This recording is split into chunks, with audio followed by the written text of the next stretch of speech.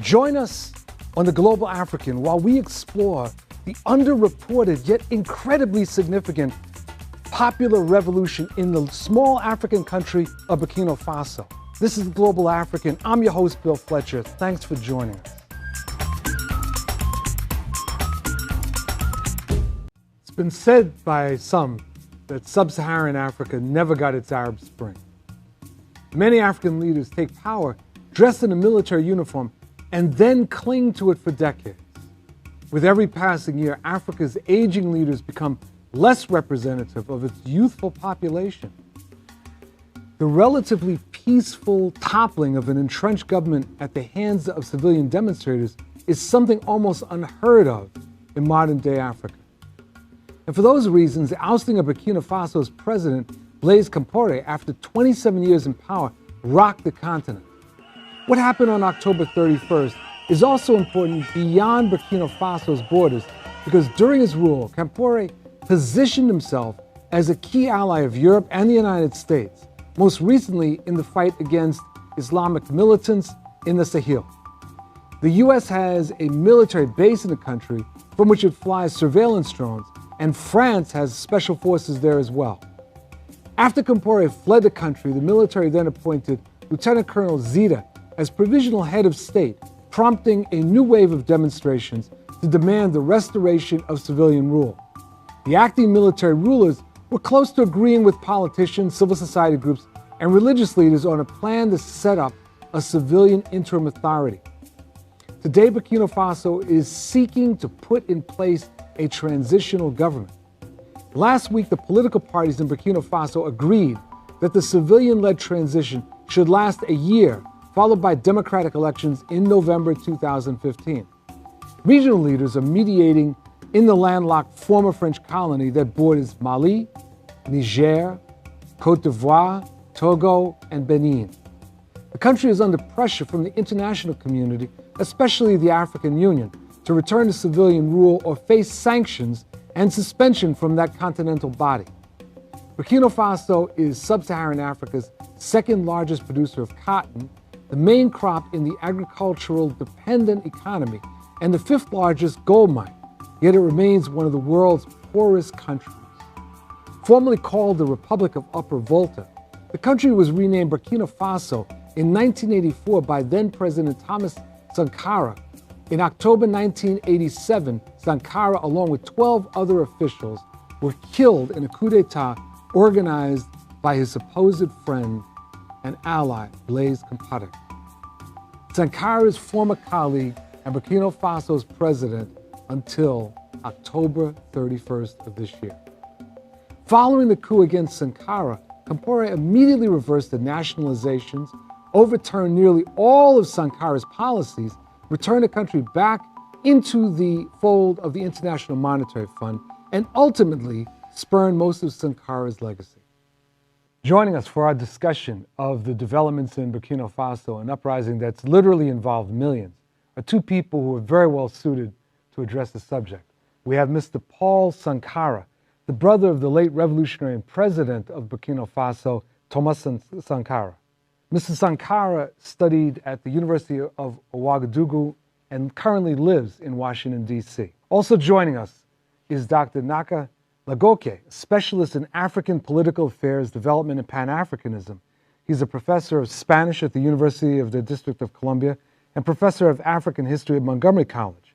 He founded the Revival of Pan-Africanism Forum, which engages in a permanent conversation on Africa from a Pan-African perspective. Thank you very much for joining us. Thank you very much for the opportunity. Let me start with you, Mr. Sankara. The uprising in Burkina Faso took a lot of people by surprise.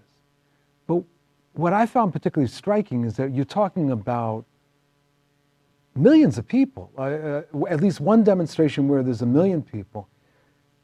What provoked this? And 1 million people don't come out of nowhere. Somebody must have been organizing. Tell us about it. Thank you for having me.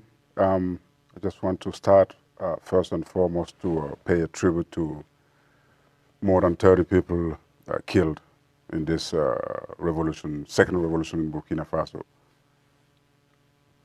It's 27 years of the former regime of Blaise Compaoré, I guess, has a deep impact in what has been grooming in the grassroots level. I guess since 1987, year of Thomas Sankara assassination, things are really starting to get organized with a lot of difficulties because the new regime with Blaise Compaoré didn't give chance to anybody to have a normal organization, freedom of speech and freedom of organization. But mainly it's two factors. Mm-hmm. The 27 years has some impact in a bad way, of course, in the sense that you couldn't see this organization coming to express at a certain point the way they are fed up. And of course, the willing of the Compaoré regime to revise through different sort of maneuvering approaches the constitution in order to be a new candidate next year. That's one thing. The second one, it's the youth that we can characterize roughly by the Ballet Citoyen movement, composed by, compounded by young artists that have been doing a great job more than 5 years. So they were using, they know how, through the song, through the artist works, to talk to people, to talk to the youth. And indeed, they succeed in this way.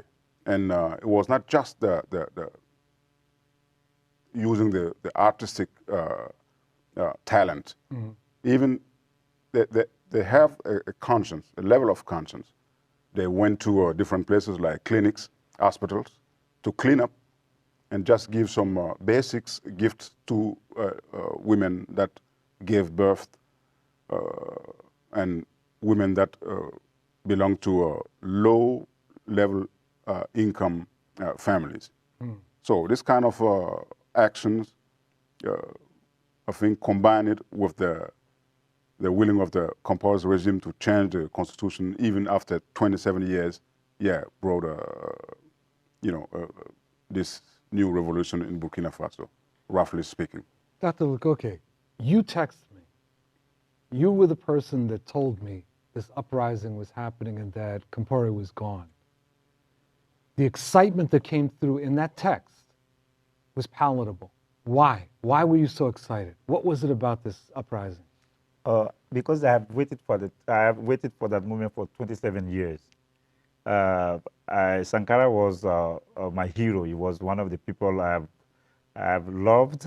As you know, we were told that nothing good can come from Africa. Mm-hmm. And then when we were in high school, we saw a young man rising to power and doing exactly what we were dreaming to do or to see in our leadership. And then he was killed. And we were hoping to see the people of Burkina Faso organizing, to put an end to Blaise Compaoré regime. That's why I have that. I was excited, and just to add something to what Paul said, the children who did the revolution, or the youth, people call them the children revolution. Mm-hmm. Many of them were maybe member of the pioneer movement that Thomas Sankara put into place. Mm-hmm. Some never saw the revolution, but they went, they read, and they were lucky to have the leaders of the civic broom movement that he was talking about, Le Ballet Citoyen, correct. Civic broom. They launched that organization last year. So that was like the triggering factor of that energized movement that was going to put an end to Blaise Compaoré's regime.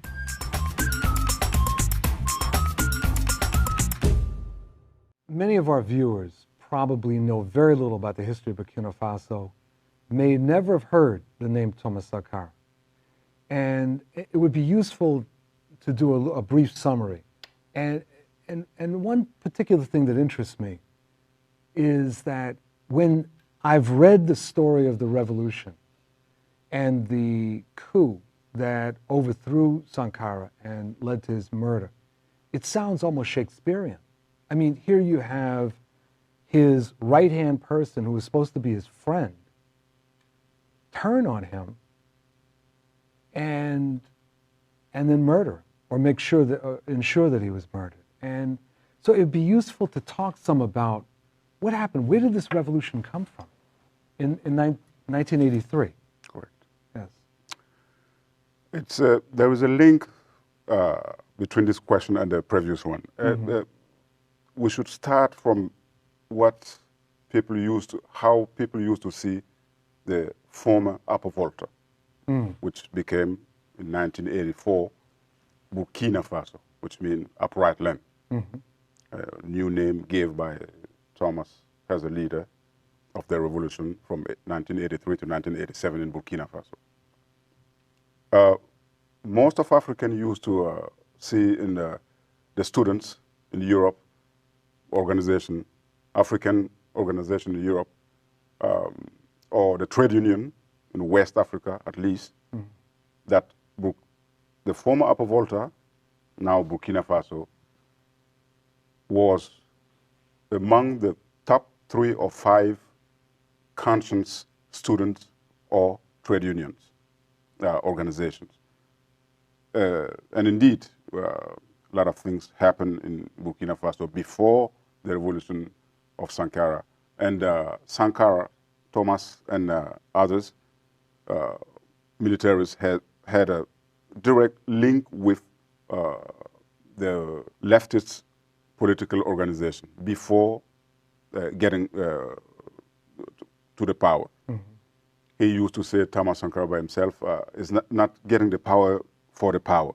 We have to have a program, an agenda, in order to be ready to implement for the people satisfaction and benefits. So that's why the revolution was popular in 1983, because of the link couple of decades before, link between the leftist organization, civilian organization, and those young military officers. Sankara is overthrown and murdered.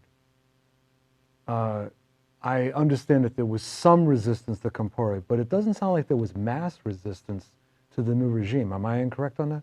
No, correct. That's correct.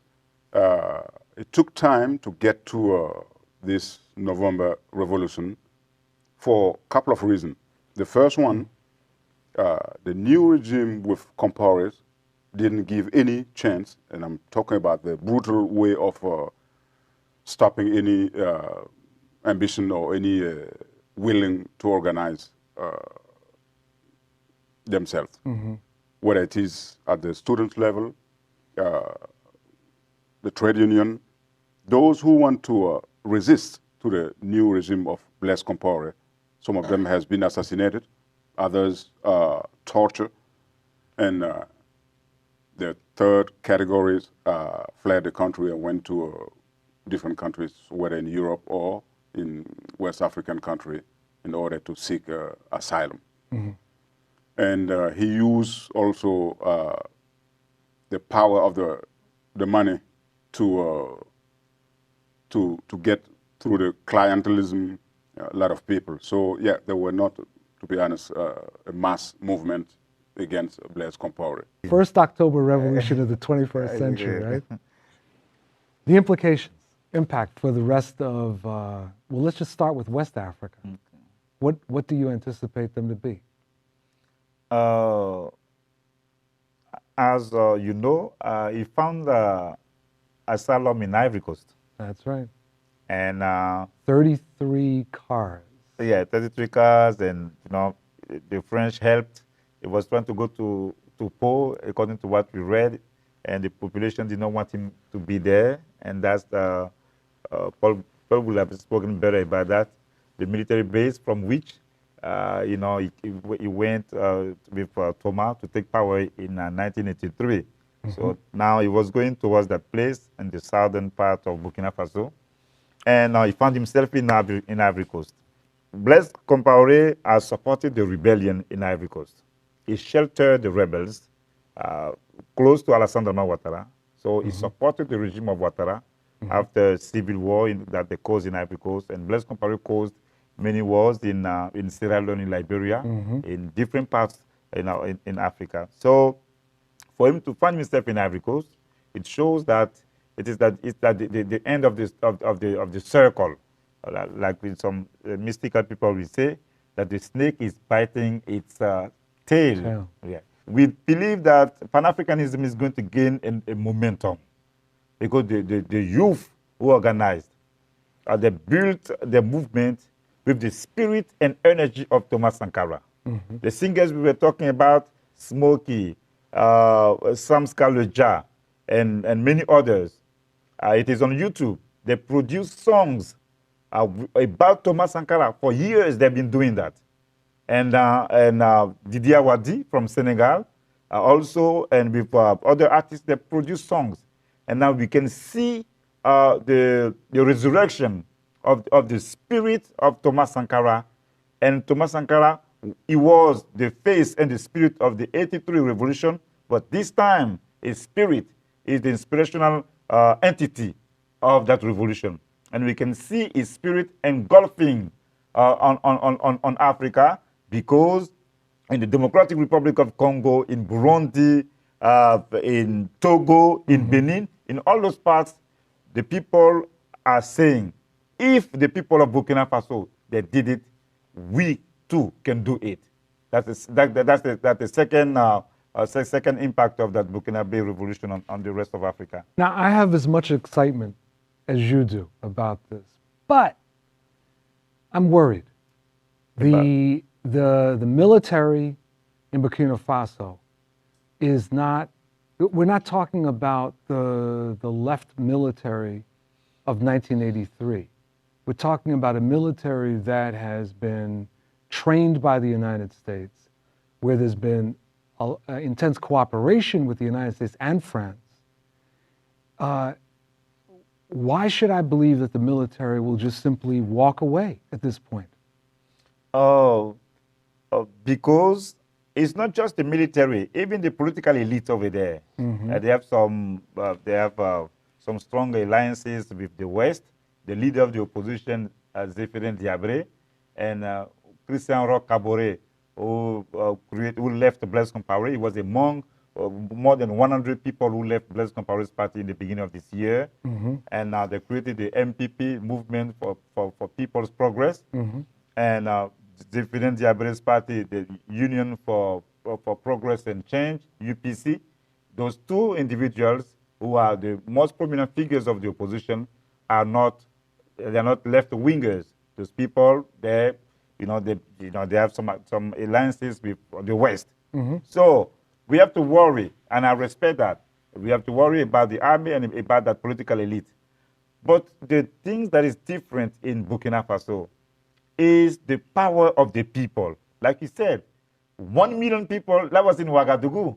They did not talk about many other hundreds of thousands of people in Bobo-Dioulasso, in Koudougou, in Ouayugou, in all those cities. I didn't even hear about that. Yes, they were protesting in all those places. It was not just Ouagadougou. Okay. So the people are there, and they are conscious of their power.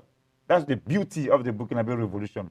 They're human beings. They may fail, they may falter, but at least the same way the spirit of Thomas Sankara was not destroyed with his assassination, even if that new wave of the Burkinabe revolution has to fail, we will still see that spirit, that revolutionary spirit that is going to inspire the organization and the building of the institution in Burkina Faso. That's why, and despite the challenges you just mentioned, I'm hopeful, and the people seem to know what they're doing. And the chart of the transition has been adopted. It's going to be adopted tomorrow. All the political parties, the army, everyone, they agree on the chart of the transition, and they agreed that the transition has to be led by a civilian. The army has to concede that because of the pressure, internal and external. Are there institutions that have been created in the midst of this revolution to push things forward? Are there new parties or associations or other things that have emerged to advance the revolution? No, not quite. No, I don't think so. It's maybe a couple of parties, political parties, and civilian societies organization. Since Blaise Compaoré clearly, without saying that he will be a candidate next year, 2015, after 27 years on the power, since that time, yes, people found the necessity to organize themselves. That's why Yanka was telling about those who resign from his political party, from Blaise Compaoré political party, and not just, when I say simple quote-unquote members, that's key members of his party. That's about a year ago. No, Like since the beginning of this year. This year. And then the name of some of the people, Prime Minister, former Prime Minister, former President of the Parliament, and the leader of the party. Correct. So the regime was disintegrated. Yeah, it is. Correct, exactly. Yeah, so we saw it, what we see, we've been following that, we saw it coming, and when the time was right, and instead of going through the referendum, and he wanted to go through the parliament, and then after enticing and seducing a parliamentary group of the opposition that switched its allegiance to Blaise Compaoré, in order for him to secure the 3/4 of the votes, to vote the law, and then people say, you know what, that's the moment, and enough is enough. And then they have been organizing since the beginning of the year. Even last year, they've been doing that. Meetings, going from rural areas everywhere, to mobilize people that, the turning point is coming and people have to be ready. Let me ask you one other question. The African Union. The African Union indicated that they wanted the military to move on. Are they playing any more active role? Was that just simply a pronouncement, or are they in any way helping in the process? Now, the African Union as well, United Nations, the United States of America, and European Union said clearly in the beginning that the military should, leave the power recently, quickly as possible, like 2 weeks. At the same time, as has been said by a lot of people, they should do it long time ago with the tools and the power that it have, and this kind of power, like Blaise Compaoré's regime. Let him know that just through the speech and declarations, but use through envoys and they know how to do it anyway. Not bombing a country or using military forces, but all the international institutions, African Union, and industrialized countries could, since like last year, put a real concrete pressure on Blaise Compaoré in order to avoid what's happened. But anyway, we know that as somebody said, in terms of relationship, states and between states and states, there is no friendship. It's just a question of a matter of interests. That's right. Gentlemen, your enthusiasm and excitement is infectious. It's a real pleasure having this discussion with you about such an incredible development on the continent. Thank you very much for spending the time with us. Thank you very much. It was a pleasure. Thank you. And thank you for joining us for this episode of The Global African. I'm your host, Bill Fletcher. Thanks for joining us, and we'll see you next time.